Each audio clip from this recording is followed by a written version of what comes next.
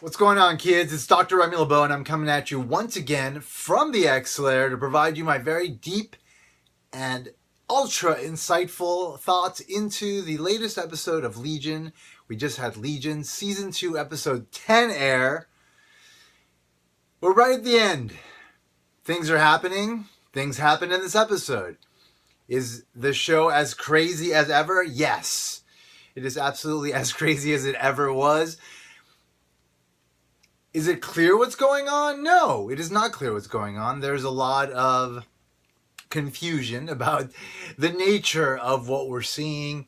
There's a lot of things that don't necessarily fit within the parameters of what we know to be the nature of the reality of the show in this episode, and really a lot of what is going on towards the end of this season. And I'm half okay with that. I'm also willing to wait till the final episode, see where the season finally ends, and just kind of try to put as much of this together as possible based on the information we get in the final episode.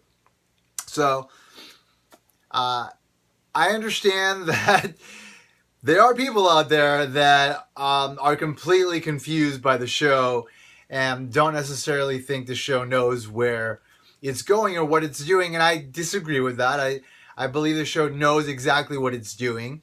And I think in the end, it is very much about taking us on a very abstract journey, and not always giving us the opportunity to take a realistic break from all the madness and just really understand what's going on. And that is its right, because it is ultimately, at least this show, intended to be a piece of art that happens to be a comic book based narrative that's being told, and it is definitely different than a lot of what we've seen on television, a lot of what generally is produced by the big studios, by the big corporations that fund these things. And so I'm happy to have it, and I'm happy to have it in the way that it's coming along. But certainly, as an X-Men fan, as a fan of these characters and the narrative, like, I do ultimately want there to be a little bit more of a grounded element to the show. And I'm pretty sure that we're going to get in the next episode. And if we don't, then Season 3 is coming, folks.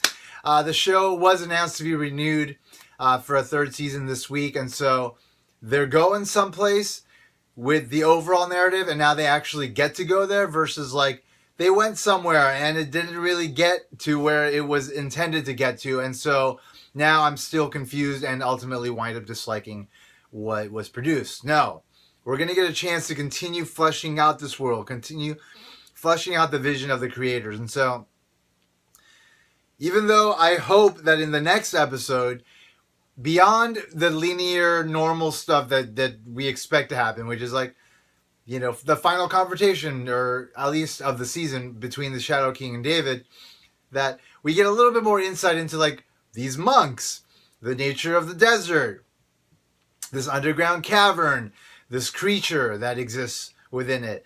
All these various elements that don't necessarily fit within the world of what we know to be the astral plane versus the real plane, which is the two planes that we've understood the show to exist in up until this point. Clearly, we were told that in this desert, the rules don't apply, and that the monks had something to do with that, and that they intended to hide Farouk's body by doing so. I appreciate that, but still there are certain things that don't necessarily fit into that paradigm, but maybe it does, and maybe I shouldn't even care about it. But I'm sure a lot of you care about it, so it's certainly worth thinking about and commenting on, and that's what this is all about. It's about reacting. It's about kind of seeing where, like you guys and gals and everyone in between, I want this to lead somewhere, and I have faith in Noah Hawley. Like, they did it last semester. I'm sorry, this semester.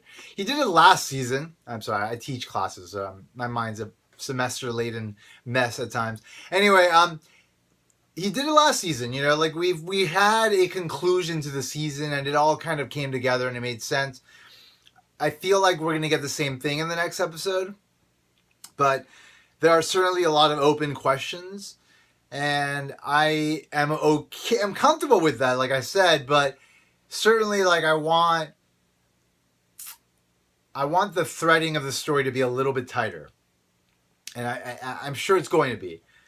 Am I still in love with the show? Absolutely, I'm still in love with the show. And like I've said several times over the past few weeks, like I feel like this season will feel really great once it's complete and watched in a few settings versus 11 weeks. So, I have a lot of faith that that final experience will feel more unified and will have a stronger flow to it versus, again, sort of this fractured sort of experience. Because even tonight, like I was, it's on late, and then one can potentially be tired, not necessarily be all there mentally, and I was kind of fading in and out of the show and had to kind of keep going back and making sure like I didn't miss anything important. But it, on top of like being in tune with what's going on, like I'm not mindful of everything that came before the episode, and so therefore that does also kind of undermine the foundation of understanding of what's going on in everything. But I pretty much have a good understanding. So the start of the episode was kind of weird. We got sort of this weird vision of like David kind of looking like David Bowie-esque, and he in that tent, and you see Lenny like sprawled out as though maybe they had some sort of sexual relation or some romantic something. She's wearing like a silky nightgown type of thing, and he's looking like Aladdin, and then he's got this orb with Sydney sort of in it. It's being projected. Her face is projected within it, and what that means ultimately, I have no idea. That didn't actually play out in this episode, so I'm assuming it's going to play out in the next episode. So one thing to note is that this was episode 10. The next one is 11. And I'm pretty sure they were intended to be one episode. I believe one commenter on my channel, hello, commenter, and everybody else, that they mentioned that it was supposed to be one episode, and they cut it in two. And like, I'm okay with that, but it would have been nice to kind of have this as one episode. I would have enjoyed that because it's like you're right at that end. But I mean, clearly there's something big. Like, I feel like the confrontation between David and the Shadow King is going to be epic. It's going to be of epic proportions, and when you do something like that, you got to spend some cash. So it's going to be, I'm assuming, a lot of spectacle. We're going to see a lot of really cool shit, because we kind of started seeing that tonight. Now that Farouk has his body, like, he telekinetically lifted the tuning belt, and like the way he's being represented, it's like it's implying really immense power. And so you got really immense power on one end, really immense power on the other end. All that can lead to is like catastrophic clashes that will be impressive. And so I have a feeling that's what's in store. And in the midst of all that, we're going to get some answers to a lot of things, and maybe not. We'll see. I don't know. But I am looking forward to it, and I have faith that it's going to pay off. Anyway, so that beginning section, that beginning portion, which was sort of alluded to later when Sydney is seeing like a vision of him kissing Lenny, I'm sure will play out a little bit more in the next episode.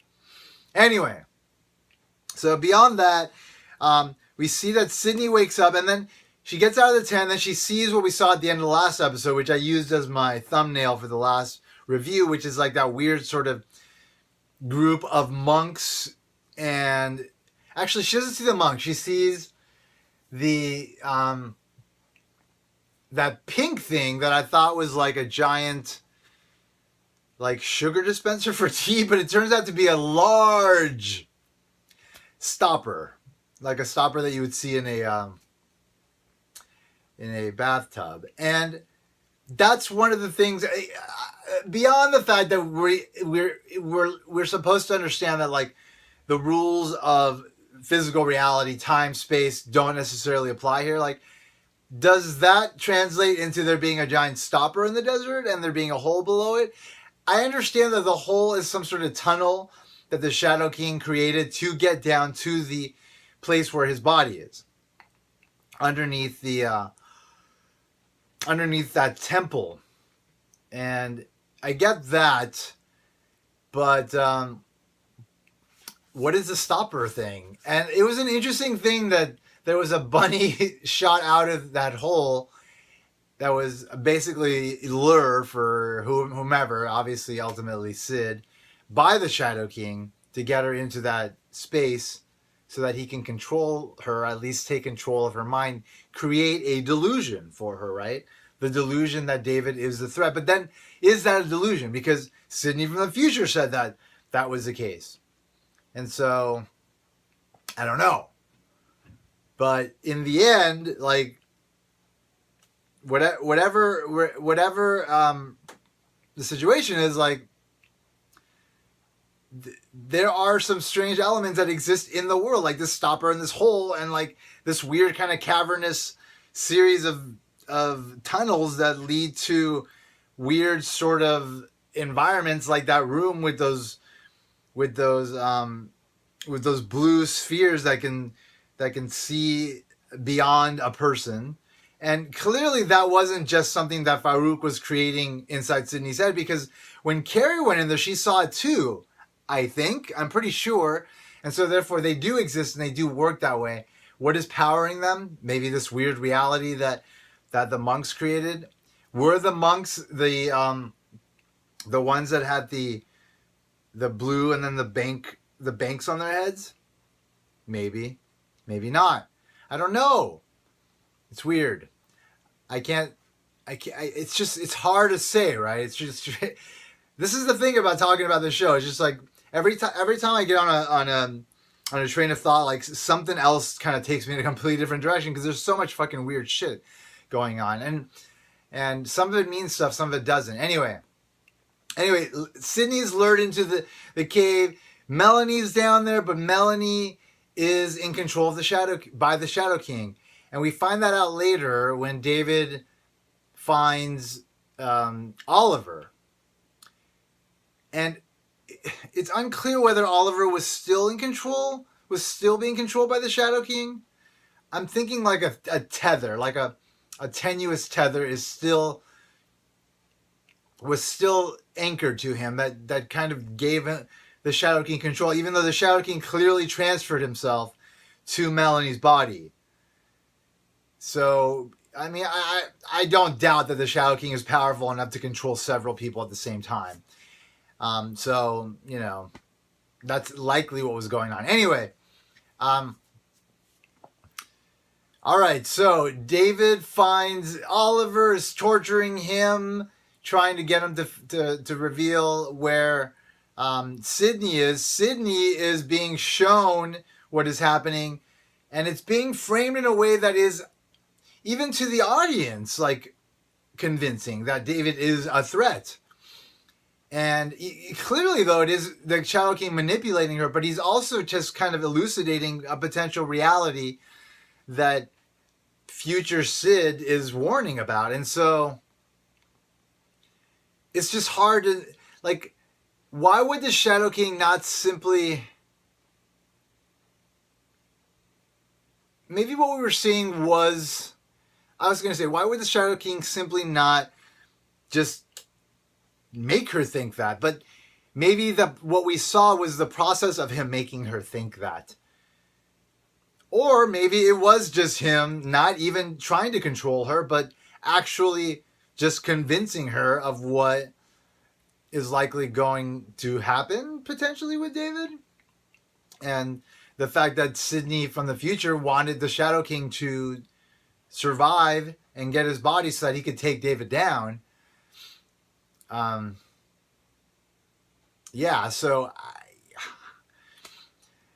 Sydney, whether she's being manipulated or not, either against her will or just normal manipulation, or maybe just really just normal influencing, in the end she does wind up believing what was said to her. And so the Shadow King has effectively turned Sydney against David, and that will play out in the next episode. Now, what was mentioned again this episode, and something that was mentioned in the last a few other episodes, or 2 episodes ago, I believe, like when Sydney told the burn guy that she was going to find David, was that like they have to protect love. If they don't protect love, they don't win. And like here's the Shadow King taking away love and turning Sydney against David, taking love from him, effectively defeating David, if that is indeed what David believes is his sort of purpose, is to save love. Or maybe it's what she believes. It's an important idea, clearly, because it's been repeated. And so the fact that she's been taken from him, at least in terms of her devotion, is a crack in that foundation. And maybe it's foreshadowing a defeat of David, a success for the Shadow King. At the end of the second season, the Shadow King is triumphant. But what does that mean? Because if David's a threat, then is that a bad thing? But we know the Shadow King's bad. Or is he? Because there were moments throughout the season where that was sort of called into question, you know? Somewhat. But not really, because in the end we know that he is a monster and he's willing to do horrific things to people, like what he did to the sister, and the fact that he is willing to kill off probably humanity given the opportunity. It's just an interesting show to think about, you know. It's an interesting show because again, it's like A, it's X-Men, so yay. B, it's really abstract in its representation, therefore difficult to sort of pin down exactly what's going on and what the meaning is. And C, there's just so many different elements that it's a big puzzle. If indeed there is a way to put the puzzle together, it's enormous, and it's hard to kind of have a big picture understanding of it because there's so many different moving parts that may or may not be intended to work together. I don't know, folks. I like the show a lot, and okay. Melanie mentioned Legion finally. So that was something I mentioned last week, that the show had not even mentioned the word Legion. And now here we are. The word Legion has been mentioned. She called him Legion the World Killer. And that is sort of what he ultimately winds up becoming. So that's cool that they said that. And so, again, like in the end, no matter what's going on, no matter how uncertain and like strange things are, like it is about the X-Men. You know, this is Professor Xavier's son. Shit's going to be weird around him. One of Professor X's biggest adversaries is the Shadow King. He's fucking super powerful. Shit's always going to be weird around the Shadow King. So you got those two characters as the main characters driving the story. That's a recipe for fucking weirdness. So it's all very appropriate. Even though it's confounding. And I'm sure frustrating to some, as I'm clear that it is to a lot. In the end, it's like exactly what it needs to be. And like, I'm just hoping that for a really satisfying ending. I think we're going to get it. Like, you don't build a story in the way that it was built in this season and not take it to like some crazy like threshold, which is clearly what's going to happen in the next episode. I have faith in it. I just wish that it happened tonight. Like, I don't want to wait another fucking week. Anyway, other interesting stuff that happened. There was that Minotaur creature. Like, what the fuck is that Minotaur creature? Is he a mutant? Like, why was Melanie being controlled by the Shadow King able to give him power? Is it something that Farouk created? Or is it just some creature that he found and he was able to, like, transmogrify into something else?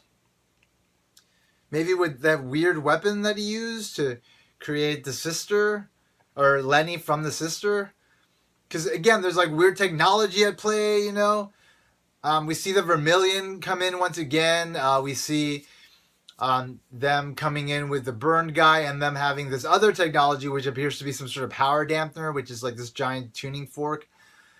So again, there's like technology that has a really strange purpose and really odd origins that are not clear, but also an interesting element of this world. So you have so many different things going on.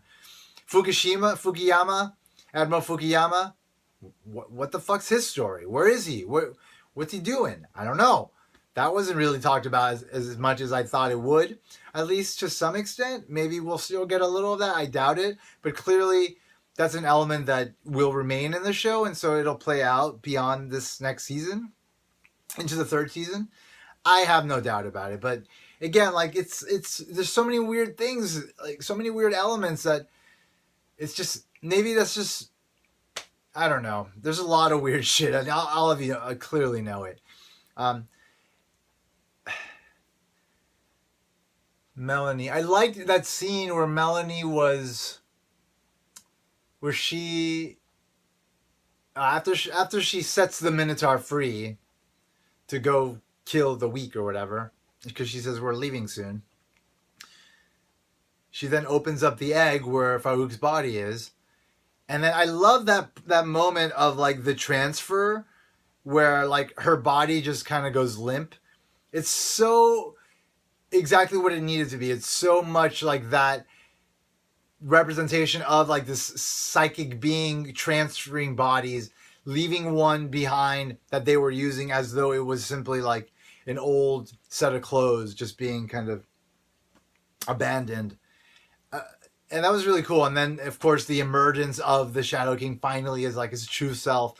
And there was like a lot of playing with the lighting to kind of reinforce that transformation in a very simple way, but powerful. Like the music, the lighting, it was really great. Like they like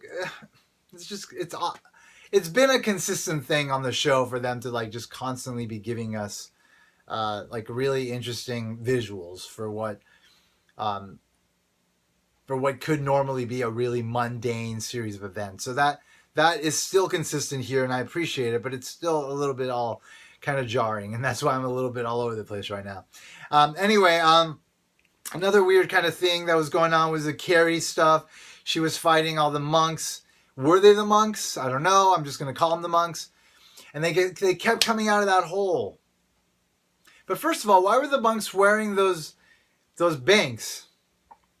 And that happened when Lenny opened that box and took out that gun, which appears to just be a gun, which is not just a gun, I'm sure, because it wouldn't be in that weird sort of a weapons vault at the district, the 3rd district or District 3 or whatever it's called, Division 3. But like, what were they doing? They were sitting around a circle. Why did they have those banks on their heads? Like, what is that? What is that? Were they protecting themselves from the Shadow King? And then when they took them out, the Shadow King got control of them? Maybe? And then he set them to take down Carrie and the Division 3 soldiers? I like that fight between Carrie, the female Carrie, and the... oh, by the way, thank you guys for letting me know what the female version of Carrie is. So that I like that fight between her and all the monks. I thought that was really cool. And then the taking of Carrie was interesting. And then, of course, that the Minotaur tearing apart some of the Vermilion, and then ultimately getting into a conflict with the female Carrie and Sid. That was pretty cool too. But what is this Minotaur again? I don't know. Like, what? And like, what is it gonna do to Sid? Is it gonna kill her? No, it's not gonna kill her. But is there some power that thing has that maybe is going to affect her? But the Shadow King convinced her that that David's the problem. He wouldn't let her just die by the hand of this thing now. And clearly has a use for her, so maybe he's the one that'll stop this Minotaur. I don't know. But all I know is that at the very end, we got that really fucking awesome scene where the Shadow King emerges out into the desert, fucking wipes out all the fucking Division 3 guys, telekinetically lifts the tuning fork that's supposed to dampen their powers, fucking tosses it away like it's nothing. Love demonstrations of power like that. And then finally the physical confrontation between David and the Shadow King is foreshadowed, which clearly is going to be, again, the heart of the next episode.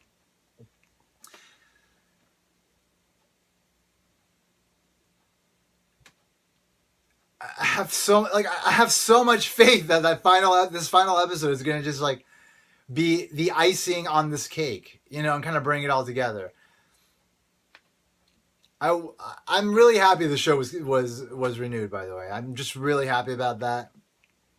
I read an article about it, and it appears that even though the ratings are down, they decided to renew it, and that might be because the dude that does like American Horror Story and like American Crime Story and all these other things, he is leaving Fox to go to Netflix, and so I think they want to like continue courting Noah Hawley, who does Fargo, and also this show, and so this is a way to appease him, and like that makes me really happy because regardless of why the decision was made, and we are definitely going to get a third season of the show, so that's fantastic. And if he senses that might be the last one, then I'm sure he'll set it up to be a very nice sort of third chapter to like a 3-part story, and so we'll get a really nice sort of resolution to the entire thing.